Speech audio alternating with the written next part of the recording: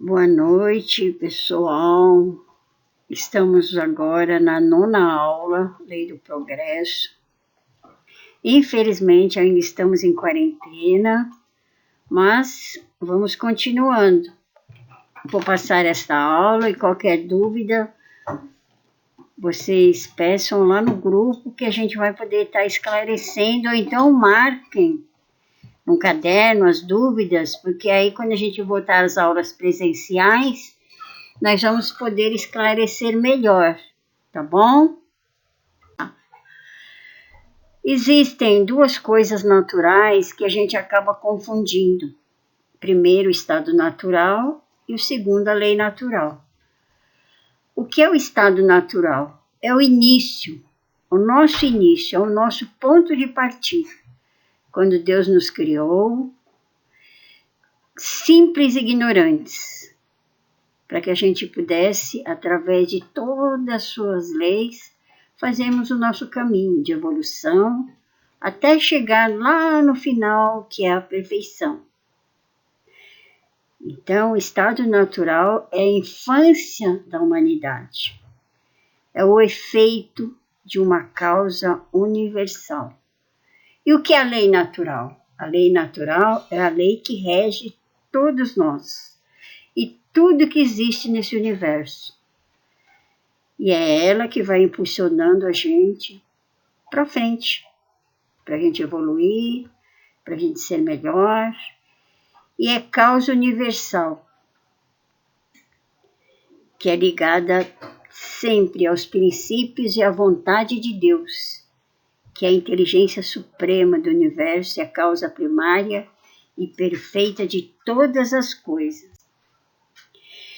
Na verdade, essa lei do progresso é que impulsiona as demais leis, pois todas elas nos levam ao crescimento. Quando você fala da lei de adoração, das leis divinas no geral, da lei de conservação, da lei de destruição, da lei de reprodução e dessa lei que é a lei do progresso, todas elas, de uma forma ou de outra, contribuem para o crescimento e o melhoramento da humanidade e do mundo em que todos nós vivemos.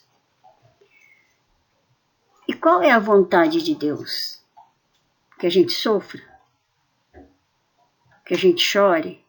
Que a gente se arraste? Não. A vontade dele é que a gente cresça, evolua, seja feliz.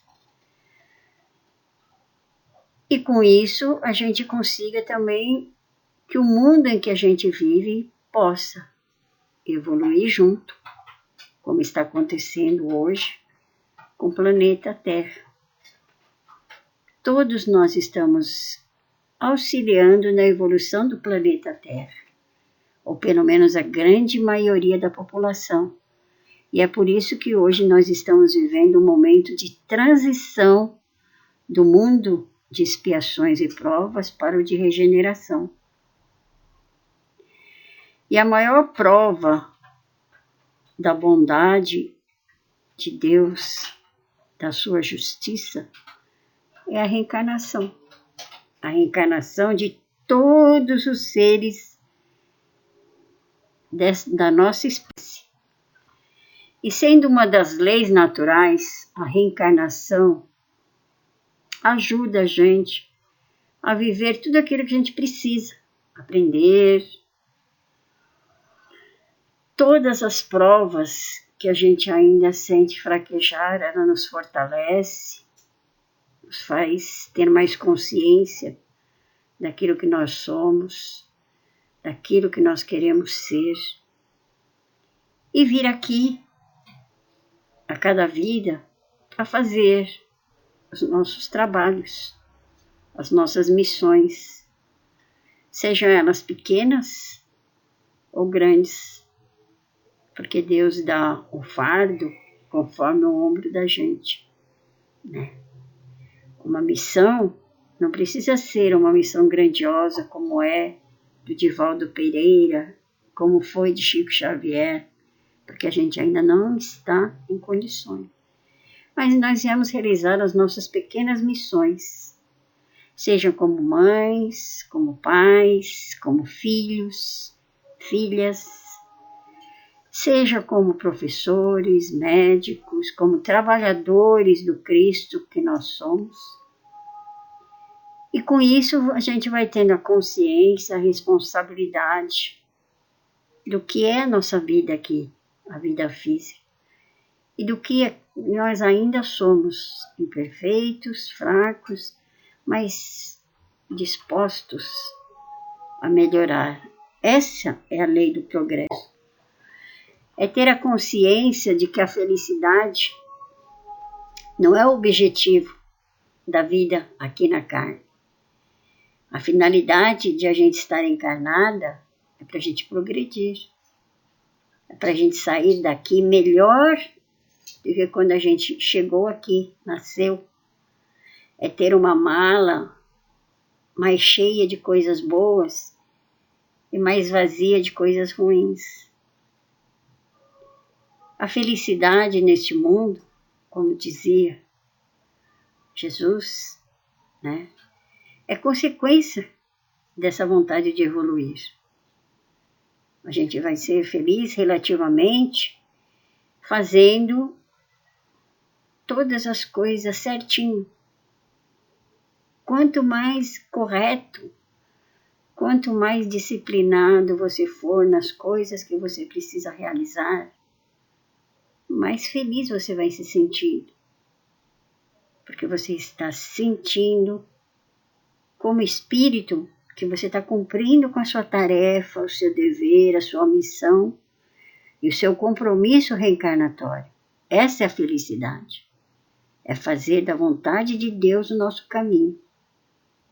E a gente confunde, como sempre, né, que a felicidade deste mundo é ter as coisas, mas não é.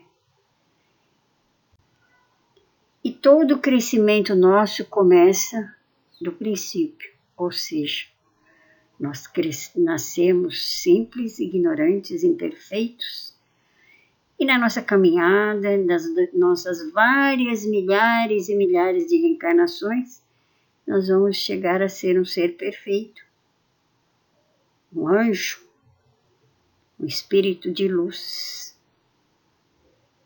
do simples para o complexo.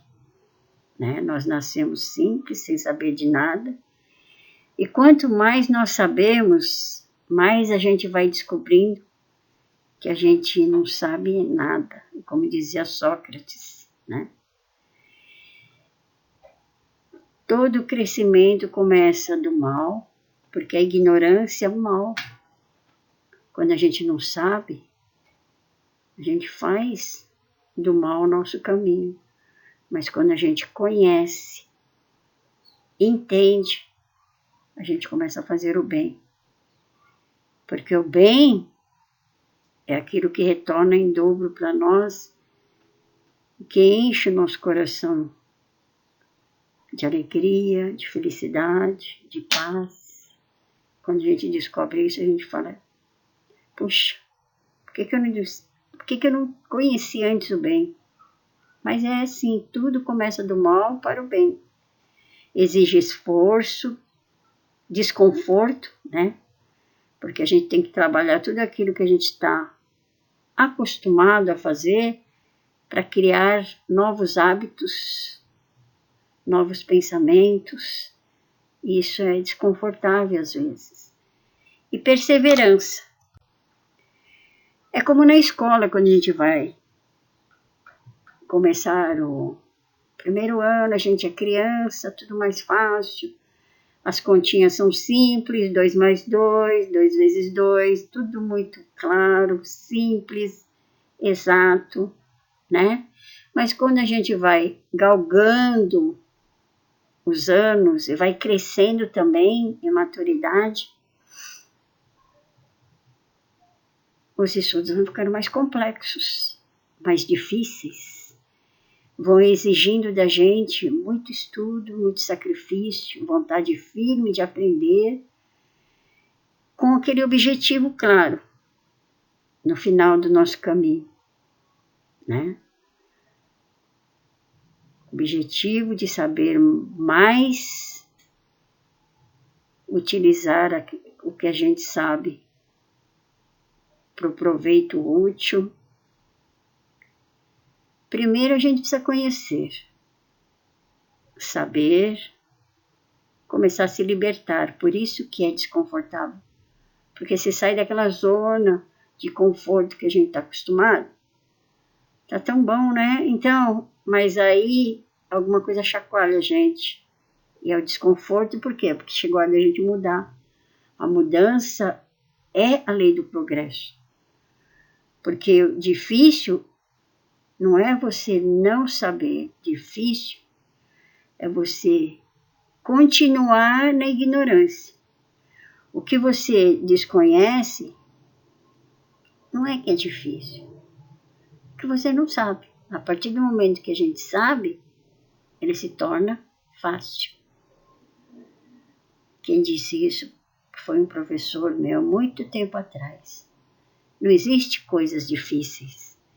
Existem aquilo que a gente ainda não conhece, que a gente não sabe. A partir do momento que esse conhecimento chega até nós, e a gente consegue raciocinar e resolver, fica mais fácil. E depois praticar, fazer uso desse conhecimento, porque não adianta você ter o conhecimento e não utilizá-lo para nada, né? É como se você tivesse um cabide, enchesse ele de conhecimento, pendurasse ele dentro do guarda-roupa e deixasse ele lá guardadinho. Para quê? Né? Você precisa fazer, conhecer a si mesmo, reconhecer com sinceridade, com honestidade, as fraquezas e falhas, porque todos nós somos ainda, né?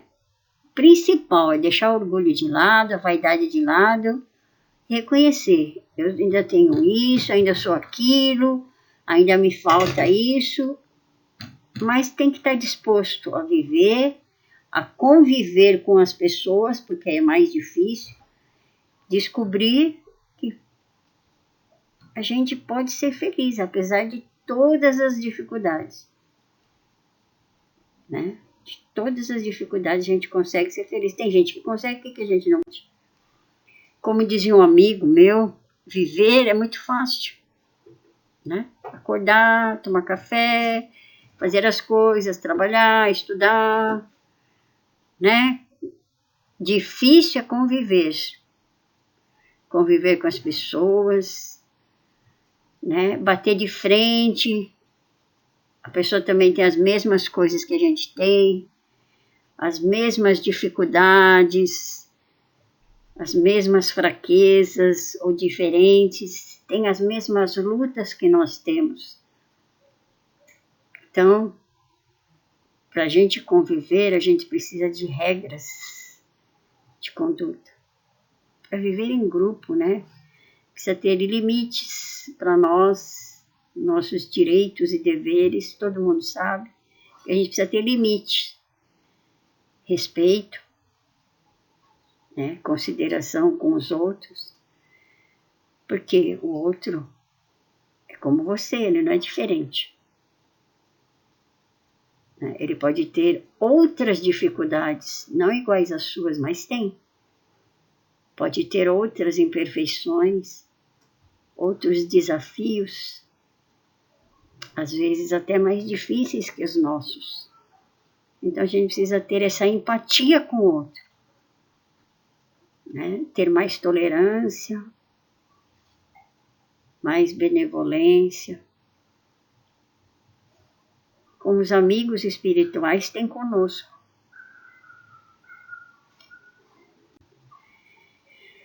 Viver organizadamente, em harmonia, civilizadamente, né?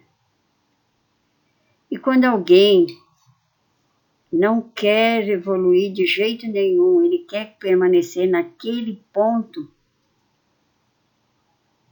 Deus providencia que aconteça alguma coisa para que se destrave e o progresso possa ir para frente. Porque a lei de Deus, gente, ela é soberana, imutável. Não existe ninguém neste universo que consiga modificar o que Deus programou, porque Ele é soberano. Acima dele não existe outro poder. E aí acontecem as revoluções morais e sociais, para que as ideias antigas possam ser substituídas por outras ideias atuais. As leis também possam ser modificadas, atualizadas, novos ares, novas direções, novos pensamentos, revoluções mesmo do pensamento e da vontade, como acontece na história. A cada século existem revoluções que fazem com que o país possa modificar o seu rumo. É o que acontece. A vontade de Deus. É o reequilíbrio que estabelece novamente o crescimento e o progresso. E como é que marcha o progresso? Ele é inexorável. É como o amanhecer de um dia. Mesmo que demore, ele acontece. Não é assim? A gente sabe que vai amanhecer. Demora as horas, mas amanhece. Todos com o mesmo destino final, cada um de nós. Mas Deus permite que a gente caminhe do nosso jeito. A gente tem a liberdade. E é por isso, por causa dessa liberdade individual, que existirão sempre as desigualdades. Sempre. Em todas as áreas. Mas os mais adiantados olham para trás e nos auxiliam a dar passos maiores à frente, seja no exemplo, seja nos conhecimentos. E é por isso que a espiritualidade superior está sempre conosco, mesmo que a gente não saiba, desconheça, não perceba, eles estão sempre nos auxiliando, para que a gente possa caminhar mais rápido, mais firme, mais coragem, com mais vontade. O progresso divide-se em três. Existe o progresso intelectual, o progresso material e o progresso moral. O intelectual é o que todo mundo conhece, que envolve o conhecimento, o raciocínio desse conhecimento, o questionamento, a memória, a tecnologia, as ciências e principalmente a compreensão do bem e do mal, porque é através do conhecimento que a gente vai se questionando e a gente tem um pensamento que raciocina e que vai chegando ao entendimento, né? Pela própria observação, a gente observa e a gente chega à conclusão, não é ninguém que fala, nós chegamos a essa conclusão. Existe o progresso material, que é sempre consequência da intelectual, né? Quanto mais conhecimento, mais desenvolvimento tecnológico, científico, mais conforto, bem-estar para viver. Uma está ligada à outra. E, por último, o progresso moral, porque ele é o último, porque é o exercício de nossas faculdades superiores, é dos nossos sentimentos maiores, porque todo mundo tem bondade, todo mundo tem amor, tem paciência, tem brandura, tem a misericórdia, todo mundo tem o perdão dentro de nós, que a gente precisa exercitar essa parte moral. mas sempre é o último. A gente desenvolve atualmente bastante a parte intelectual, bem desenvolvida. É lógico, por consequência, materialmente nós estamos também nesse ritmo progressivo de crescimento, e a parte moral vai ficando esquecida. Por quê? Porque se volta muito para a matéria, se esquece o lado espiritual, né? Por isso que nem sempre aquele que é muito inteligente, que tem muito conhecimento, que consegue fazer maravilhas, é uma pessoa boa, uma pessoa caridosa, uma pessoa voltada para o próximo, que desenvolveu pouco o lado moral. Que é mais fácil você ter o conhecimento intelectual, né, do que a moral. Sempre foi assim. Porque o intelectual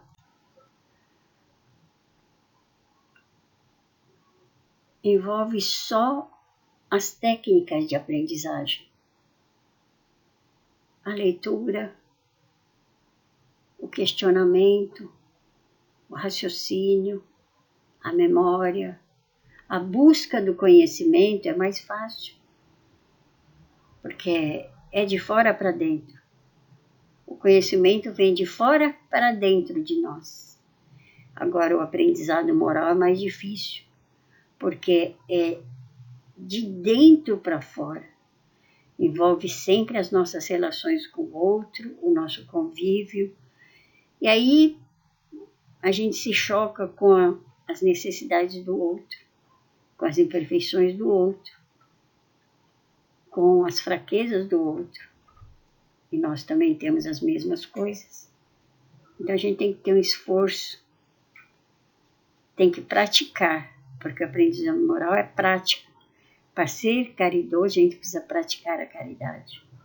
Para ser tolerante, a gente precisa praticar a tolerância. Tem que viver aquilo, para a gente saber e sentir.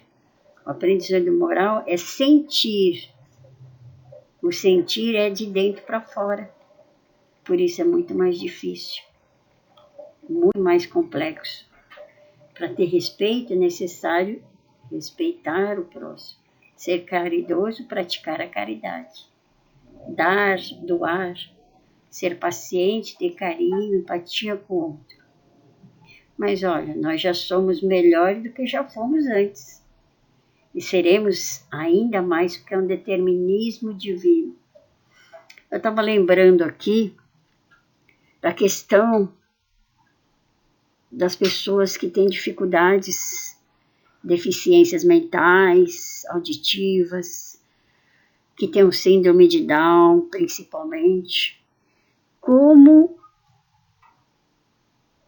o progresso atingiu toda essa área das deficiências.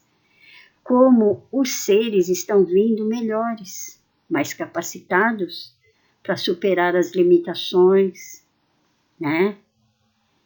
Porque tem muita gente com problema auditivo, problema de fala, problema visual, ou até mesmo com a paralisia cerebral ou síndrome de Down, que convivem, trabalham, estudam. Tem muita gente que é formada, tem uma formação acadêmica muito especial, são PhDs. Então, é a superação do espírito sobre a matéria. É a lei do progresso atuando e a gente consegue perceber como que ela funciona, porque hoje nós também estamos progredindo moralmente. Os pais aceitam mais, amam os seus filhos do jeito que eles são, sentem orgulho quando eles trabalham, quando eles estudam. Antigamente não. Uma pessoa que tinha síndrome de Down, paralisia cerebral, muitas vezes era abandonado num local de repouso no sanatório, era esquecido, escondido pela família, porque tinham vergonha. Hoje não.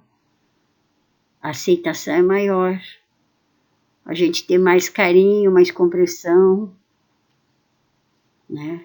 Esse é o progresso moral também de todos nós. Nós aceitamos, nós dividimos melhor as coisas. Então a gente já está um pouco melhor do que a gente já foi, muito melhor. E é por isso que essa lei já vem com força para que a gente possa alavancar o nosso progresso. A lei do progresso, a caridade, não fará distinção de ninguém pela raça, pela cor, pela condição social. Todos seremos unidos por sentimentos de amor fraternal e de paz entre todos os países. Existirá fraternidade real, porque ninguém fará mal algum ao outro e nem explorará o outro para viver às suas custas. E a terra então será habitada por bons espíritos com sentimentos no bem. É claro que o mundo de regeneração ainda não é 100% bom. E aqueles que não estiverem nessa sintonia? Porque existirão. O mal ainda existirá neste planeta. Mas Deus é justiça, amor e caridade. E esses terão uma oportunidade de recomeçar. Novas vidas, novos convívios, novos horizontes, novos caminhos. Vão poder ter novas chances, recomeçar em outro lugar, novas famílias, aprendizados. Com certeza, a lei do progresso, que é incessante, vai impulsionar todos eles para o caminho do bem, porque é a vontade de Deus, gente. Ninguém sobrepuja a vontade dele. E nós vamos falar agora da progressão da legislação humana. Se todos nós compreendêssemos as leis de Deus em toda a sua grandeza e justiça, a gente não precisaria de um código civil de conduta aqui na Terra. As leis de Deus já bastariam para a gente viver em harmonia e em paz uns com os outros. Mas a gente ainda precisa. E como nós somos imperfeitos, ainda as leis humanas são imperfeitas, instáveis, variáveis, pois de acordo com os nossos interesses ou interesse daqueles que estão no poder. Muitas vezes são injustas porque favorecem o mais forte, com direitos e deveres imaginários. Mas como tudo, essa lei humana é progressiva. E ela irá se modificando de tal forma que uma hora ela vai se aproximar muito das leis divinas, justas para com todos, com direitos e deveres mais equilibrados. Justiça e caridade, sem distinção nenhuma. Puramente morais. Finalizando, nós somos condutores do destino do nosso planeta e do nosso mundo interior. E a gente pode fazer ele mais longo, mais sofrido, penoso, ou não. Vai depender da nossa vontade, nossa liberdade de escolha. Bom, vamos falar agora da parte B, que é a parte que está no Evangelho. Dai a César o que é de César. Eu vou repetir um trecho que está no Evangelho. Então, retirando-se os fariseus, projetaram entre si comprometê-lo no que falasse. comprometê-lo, no caso, é Jesus, tá? E enviando-lhe seus discípulos, juntamente com os herodianos, que lhe disseram: Mestre, Jesus, sabemos que é verdadeiro e que não se te dá de ninguém, porque não leva em conta a pessoa dos homens. Então dize-nos, qual é o teu parecer? É lícito dar tributo a César? Porém Jesus, conhecendo a malícia, Jesus sabia de tudo, né? Disse-lhes: Por que me tentais, hipócritas? Mostrai-me cá a moeda do César. E eles então apresentaram dinheiro. E Jesus lhes disse: De quem é essa imagem e essa inscrição? Responderam-lhe: De César. Então lhes disse: Dai a César o que é de César, e a Deus o que é de Deus.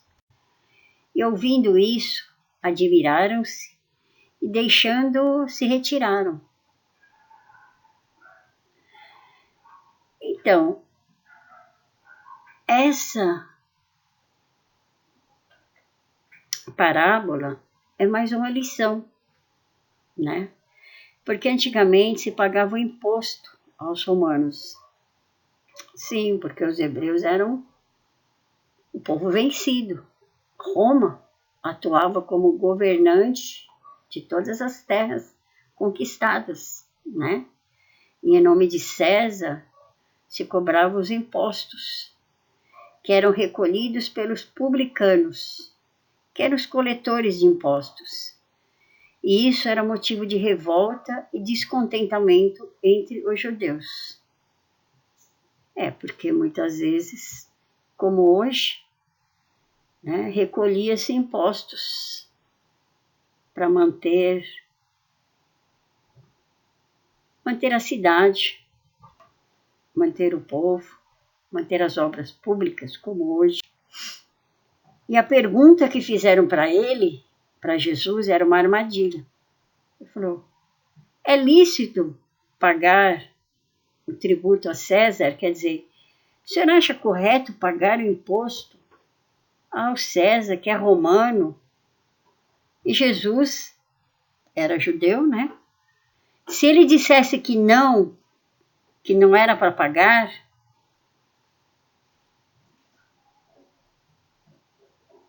ele estaria infringindo as leis de César, ele podia até ser preso. E era isso que eles queriam, né?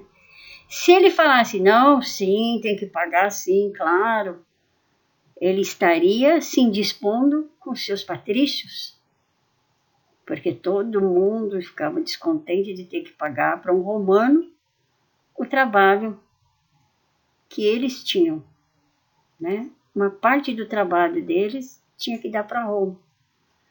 Então, nem sim e nem não. Jesus foi sábio.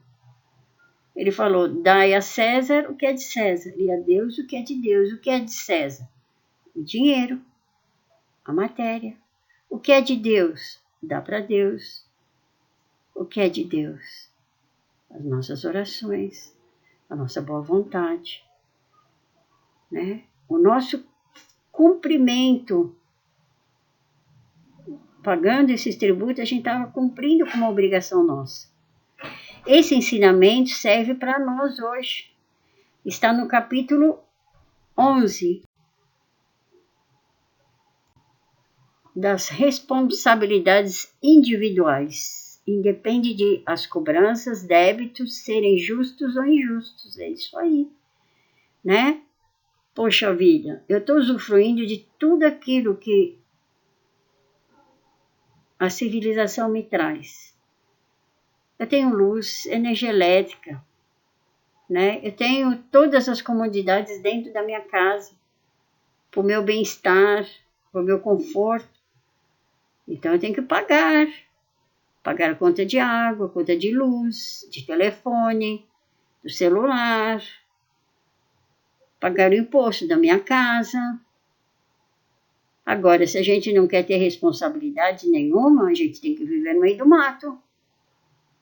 Mas aí também a gente não tem mais nada, não tem todas essas comodidades dentro de casa.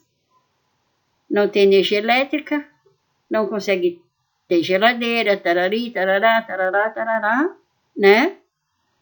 Mas também não tem responsabilidades. Será que vale a pena? Né? Então, a responsabilidade de cada um, ponto. Você tem as suas comodidades, é necessário que você cumpra as suas obrigações.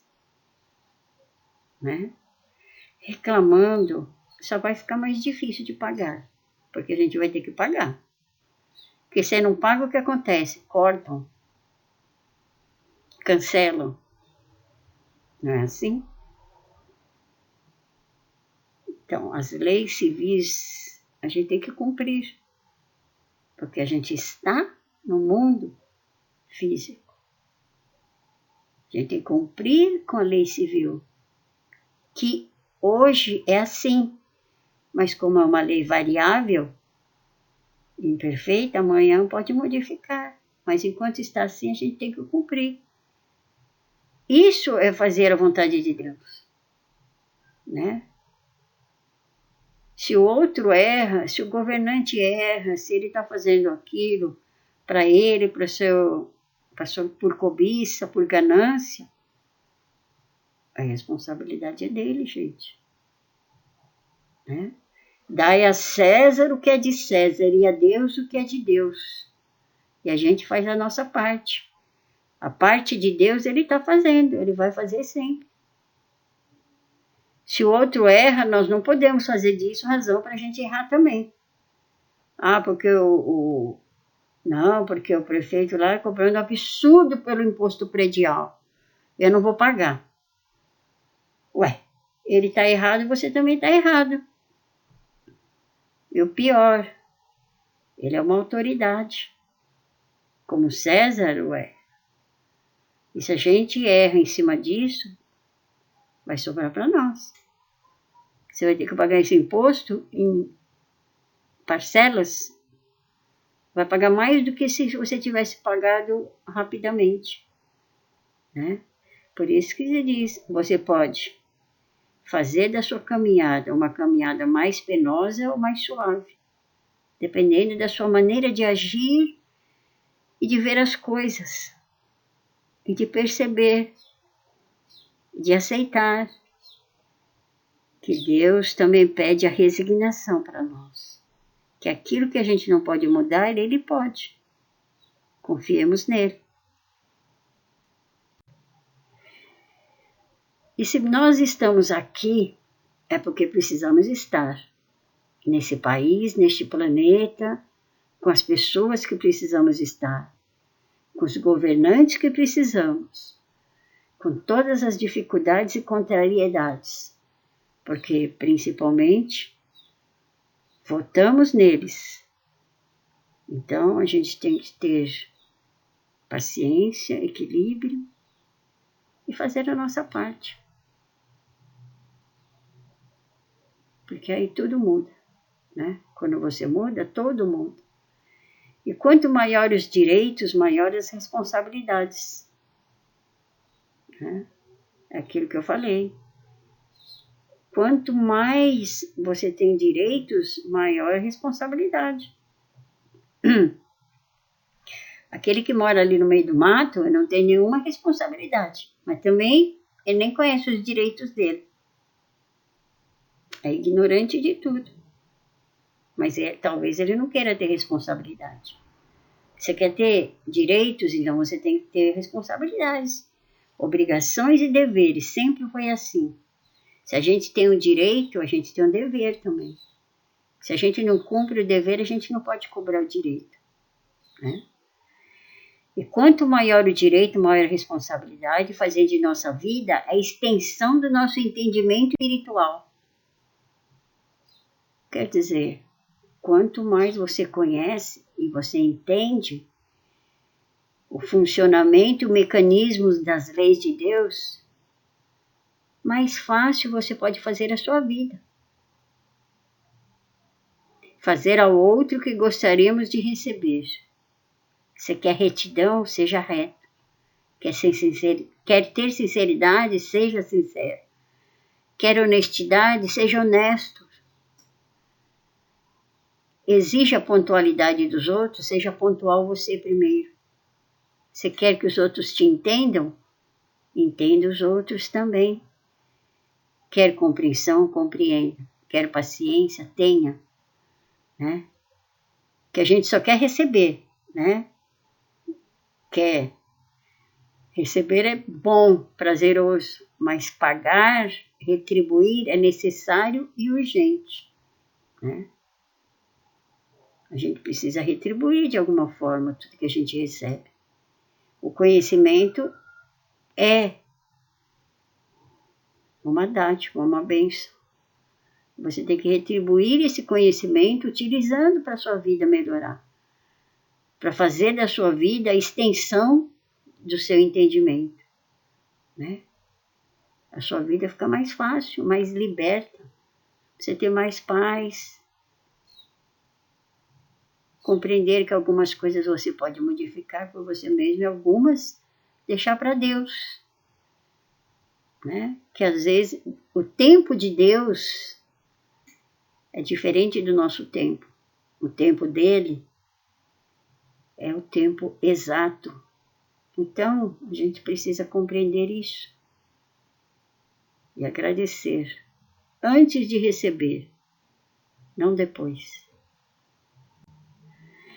Principalmente os nossos débitos do passado, seja com familiares, colegas de trabalho, chefes, vizinhanças e parentes. Porque a gente sabe que a gente veio aqui encarnado no meio daqueles de muitos afetos, sim, muitos amigos, mas também a gente veio com os nossos desafetos. Em qualquer canto da nossa vida vai ter, e a gente vai ter dificuldades, sim. Mas a gente precisa pagar. Como disse Jesus, a César o que é de César e a Deus o que é de Deus. Pagar significa transformar em simpatia o antagonismo, a revolta, os ressentimentos, né? Se a gente quer receber, a gente tem que dar para a nossa família, principalmente para os nossos colegas de trabalho, para o nosso chefe, para os nossos parentes. Descobrir que a gente pode, sim, viver bem. Se a gente entender algumas coisas.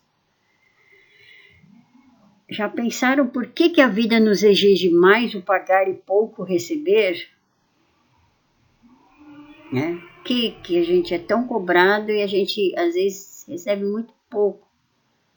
Talvez devêssemos exigir menos e entender que podíamos fazer mais. Porque a gente tem que ver o exemplo de Francisco de Assis, que é o patrono da nossa casa espiritualista, o Cefa. E ele dizia que é dando que se recebe, e é perdoando que seremos perdoados. Então, está nós a gente pagar os nossos débitos, reparar as nossas faltas passadas, viver com mais harmonia, né? Até para a gente ter mais saúde. Saúde física, saúde mental, saúde psíquica e saúde espiritual.